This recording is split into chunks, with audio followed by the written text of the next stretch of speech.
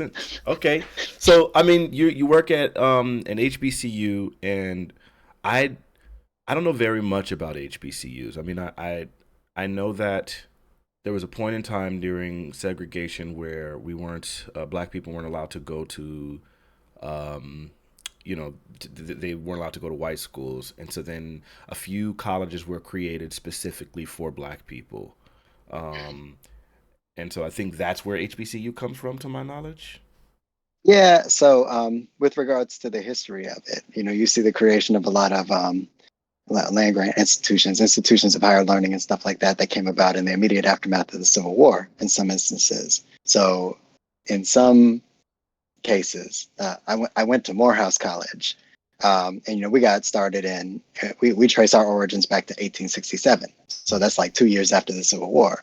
So I mean these institutions, they have a storied and lengthy history, and for a good chunk of the time they were the spaces for us to be able to go, these spaces where we were able to get the best quality education.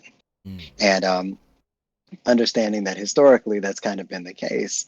Um, there were roadblocks and impediments that sort of came about as even in these sort of spaces for Black people to gain a critical mass of education and stuff like that. People just sort of shunted them off to other parts of the community, and you just had to make do. But yeah, no, that's sort of the point of genesis for a lot of these institutions. Yeah. Mm. Okay, and so then I guess the question would be, now that segregation isn't legal anymore and things like that, and you have black people able to attend other universities, what would be the benefit to attending an HBCU? Why do they still exist? So the perennial and evergreen green question of why do HBCUs still exist? I'm glad that you asked that, because I think that that's a question that ebbs and flows in terms of, like, the popular discourse surrounding these institutions. I think that um, a really significant reason for why these institutions do persist and continue to exist is that they offer something that other institutions can't. You can go to a PWI and you can have your Black Student Union, Uh, um, what's a PWI? a primarily white institution. I'm Okay, sorry, you'll excuse me. that's Yeah, okay. No, if totally good. we understand I HBCU understood. is I just wanted historically you to say black. it for the For sure, viewers. for sure, for sure. Yeah. So if you go to a primarily white institution, you have your Black student unions. You have institutions that are set in place to sort of give Black folks a space where they can have a critical mass. Where they can come together and sort of share experiences and stuff like that. And you also have Black Greek organizations and other organizations and institutions that exist in those spaces that have historically been tied to Black experiences.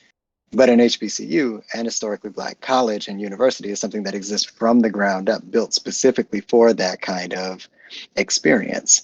And yes, you can go anywhere and you can get any kind of education, and you can find institutions that are tailored more to your specific field or your specific interest or whatever.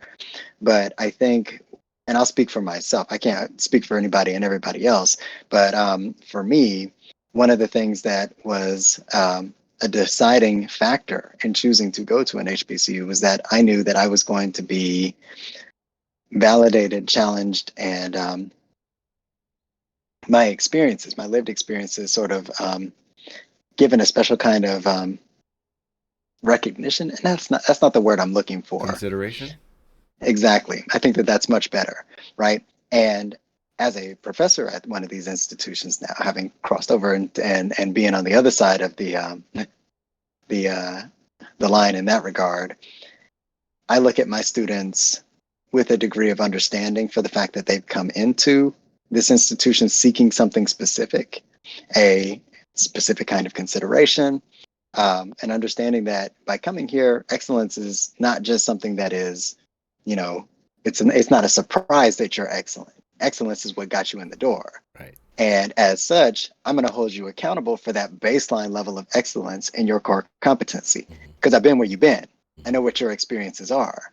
And as such, I can be empathetic, I can be supportive, and I can challenge you in ways that I believe will fully help you to grow. And that's been the storied tradition of professors at these institutions, kind of going as far back as can be remembered. That's really freaking awesome. There's a few things that stuck out from what you said, and I think one of them is about there not being a surprise at your excellence, because there can be, I would say, I would imagine at some PWIs where people will look and almost look at you like, oh wow, I've heard this comment a lot where they say, oh, you're so well spoken for a black person, you know what I Hmm. mean, and things Hmm. like that.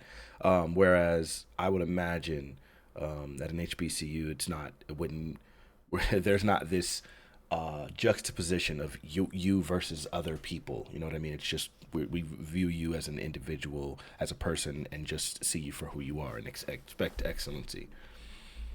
Exactly. And that's the beautiful paradox of HBCUs. You get to be an individual, but also you get to be a part of a community. Mm-hmm. E- Mm-hmm. It sounds. I mean, it sounds great. Escape and float into